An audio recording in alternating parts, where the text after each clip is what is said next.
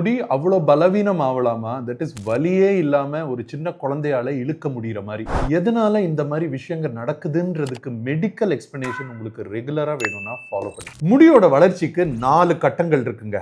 முதல் கட்டம் அனஜென்னு சொல்லுவோம். அது வளர்ச்சியோட கட்டம். அது 2 வருஷத்துல இருந்து 7 வருஷம் வரைக்கும் இருக்கும். அதுக்கு அடுத்தது கெட்டஜன் என்ற ஒரு ஃபேஸ். முடி ஒரு கட்டத்துல இருந்து உணர் கட்டத்துக்கு நடுவுல இருக்க இடம். அடுத்தது டெலஜன். அது முடி ஓய்வு எடுக்கிற கட்டம். 4வது எக்ஸோஜன். எப்போ முடி கொட்டுதோ, எப்பப்போ அந்த வளர்ச்சியோட கட்டம் இருக்கு இல்லைங்க, அனஜன், அந்த டைம்ல யாருக்காவது நியூட்ரிஷன்ல ப்ராப்ளம் இருக்குது, கடுமையான நோய் வருது, கேன்சர் இருக்கு, கேன்சருக்காக கீமோதெரபி ட்ரீட்மெண்ட் கொடுத்துட்டு இருக்காங்க, சர்ஜரி ஏதாவது நடந்திருக்கு, பிரெக்னன்சிக்கு அப்புறம் மனசுல சைக்கலாஜிக்கலா பயங்கர ஸ்ட்ரெஸ் இருக்கு, சில மருந்துகளால அண்ட் கிராஷ் டயட்டிங் பண்ணும்போது இந்த அனஜன் இல்ல வளர்ச்சி ஃபேஸ் அஃபெக்ட் ஆகும். இது அஃபெக்ட் ஆகும்போது எங்க முடி போய் நம்மளோட தோல்ல அந்த ஹேர் ஃபாலிக்கல்னு சொல்லுவோம்ல, அந்த இடத்துல இருக்க அட்டாச்மெண்ட் வீக் ஆயிரும் போது இந்த மாதிரி ஈஸியா முடிய இழுத்துறலாங்க. இந்த பொண்ணுக்கு மூக்குல டியூப் போட்டிருக்காங்க, அதனால ஏதோ சர்ஜரி நடந்திருக்கும் கேன்சருக்காக, இல்ல கீமோதெரபி கொடுக்கும் போது தாங்க அது போடுவோம். இது பேரு ரைல்ஸ் டியூப். ஏன்னா சாப்பிட்டா வாந்தி வரும்ன்றதுனால டைரக்டா வயிற்றுக்கே நம்ம ஊட்டச்சத்தை கொடுத்துடலான்றதுக்காக இந்த ரைல்ஸ் டியூப் யூஸ் பண்ணுவோம். இந்த மாதிரி நிறைய நோய்ங்க இருக்கிறதுனால தான் நான் எப்பவுமே சொல்றது,